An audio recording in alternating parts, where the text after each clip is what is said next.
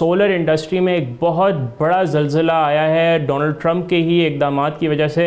अमरीकी सदर Donald Trump ने साउथ ईस्ट एशिया के 4 ममालिक थाईलैंड, कंबोडिया, वियतनाम और मलेशिया से आने वाले सोलर पैनल्स पर 375% से लेकर 3500% तक के टैरिफ्स लगा दिए हैं। नाजरीन, ये टैरिफ्स पीर से नाफिज़ुल अमल हो जाएंगे और आपको हम ये समझाते हैं कि मामला क्या है और ये कितने ज़्यादा टैरिफ्स हैं।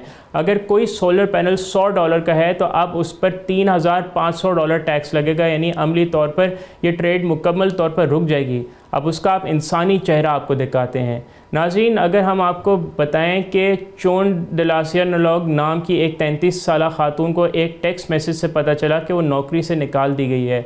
वो थाईलैंड के रेविंग शहर में स्टैंडर्ड एनर्जी कंपनी की फैक्ट्री में काम करती थी, जो कि सिंगापुर की कंपनी जी स्टार की सब्सिडरी है। ये फैक्ट्री पिछले महीने बंद हो गई और कंपनी ने वर्कर्स को कोई कॉम्पनसेशन भी नहीं दी। इस फैक्ट्री की कहानी बहुत दिलचस्प है। ये $300 मिलियन की सहूलत सिर्फ 1 साल से कम अरसे से ऑपरेट कर रही थी। अगस्त में उन्होंने पहला सोलर सेल बनाया था और बहुत जश्न मनाया था, लेकिन अब नई मशीन्स आई हैं जो कि इस्तेमाल नहीं हो सकी। हर मशीन लाखों डॉलर्स की बात है और नाज़रीन टनों बेसिकली जो रॉ मटेरियल है वो मुंतज़र है कि उसकी मैन्युफैक्चरिंग हो। ये सूरत हाल इतनी संगीन क्यों है? क्योंकि ये 4 ममालिक 2024 में अमेरिका की 80% सोलर इंपोर्ट्स फराम करते थे।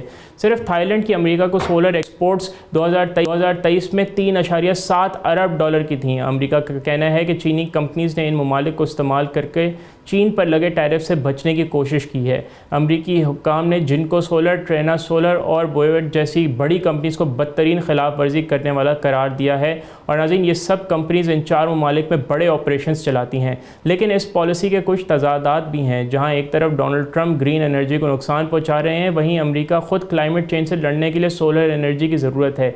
एक प्रोफेसर ने कहा है कि ये टैरिफ्स जो हैं वो अमरीकी कंज्यूमर्स और अमेरिका में ग्रीन ट्रांजैक्शन को नुकसान पहुंचाएंगे, क्योंकि कीमतें बढ़ जाएंगी। साउथ ईस्ट एशिया के लिए ये एक बहुत बड़ा नुकसान है। लेकिन कुछ एक्सपर्ट्स और माहिरीन का ख्याल है कि चीनी कंपनीज़ अब अपना फोकस रीजनल मार्केट्स पर लगाएंगी, यानी ख़ित्ते की मार्केट्स पर रखेंगी। थाईलैंड, मलेशिया, वियतनाम और कंबोडिया सब अपने कार्बन एमिशंस कम करना चाहते हैं, तो शायद ये सप्लाई वहीं पर इस्तेमाल हो जाए। तो नाज़रीन, सोलर एनर्जी जिस तरह पाकिस्तान में भी बहुत रैपिडली एक्सपैंड हुई है, इसी तरह पूरी दुनिया में रैपिड एक्सपेंशन हो रही है। तो डोनाल्ड ट्रंप तो अपने ही मुल्क का नुकसान कर रहे हैं सोलर की वहाँ तक तरसील रोक के, लेकिन बाकी दुनिया तो अभी तक भी देखा जाए तो वो सोलर पे मरकूज है। सब्सक्राइब करें और बेल दबाएं ताकि कोई खबर रह न जाए।